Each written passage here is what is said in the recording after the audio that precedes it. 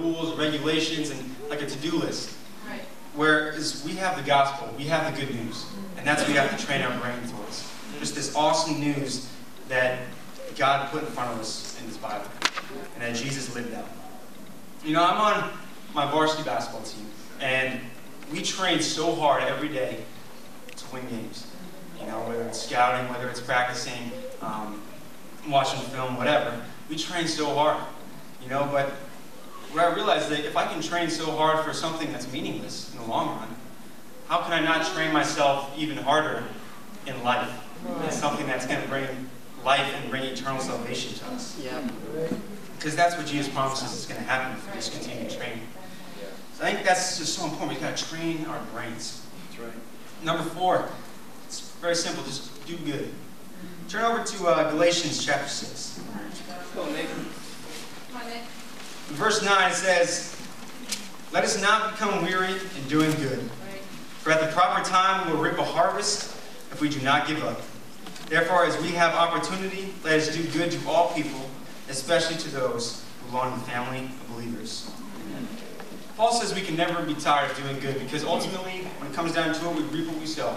And if we do good, we're going to have a great life. It's just kind of as simple as that. You know, it's really easy to kind of get tangled up in all this stuff, but it just comes down really simple. Just do good and just have that relationship with Jesus. You know, Jam Quest, which is a organization that I've run over the last 5 years to raise money for kids in Kenya, that has just really helped me stay out of a lot of trouble because I'm thinking it's something I'm really excited for, and it's something that I'm kind of focused on, and so it's kind of my mind is kind of geared towards that instead of geared towards all the other stuff that I couldn't get involved in. So I think when we have something that we just are really excited about and just doing good, it just covers over a multitude of sins. You know, when we spend all of our time doing good, there's not really any room to do bad. You know, it's pretty simple. You know, and then point number 5 is have friends. Because when it comes down to it, it comes down to nitty-gritty. When we're left with nothing, we have our relationships. You know, we have, especially one with Jesus. But I think it's so important if we're going to go through this life, we got to have friends. We got to have people that we can count on. Because those are really the people that make us come alive. Those are the people that really bring the best out of us and make us grow. We can't go through it alone. That's for sure.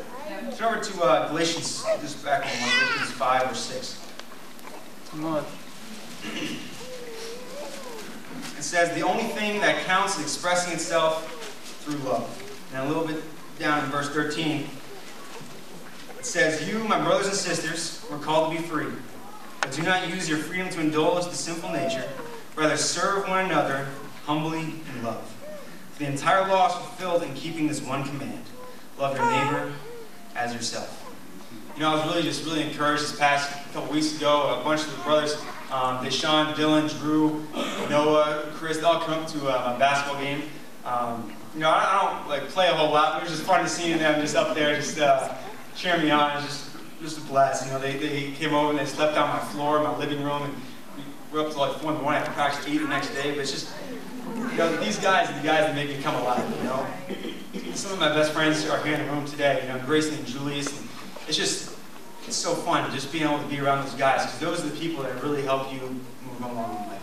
Those are the people that are going to pick you up when you're down. Those people that are going to encourage you when you're feeling something. You know, and we just can't go through it alone. We have to have friends, and that's basically what it comes down to, is having that relationship.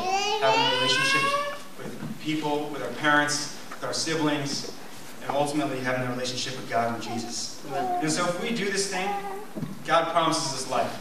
If we do these 5 points, these 5 practicals, this high 5, God promises us life, and He promises it to the full.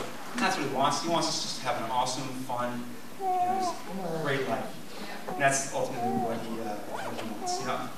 I just want to leave with this quote by a man named Saint Irenaeus from a few hundred years ago. He said, "The glory of God is a man fully alive." The glory of God is a man fully alive. I just want to leave on that. Thank you.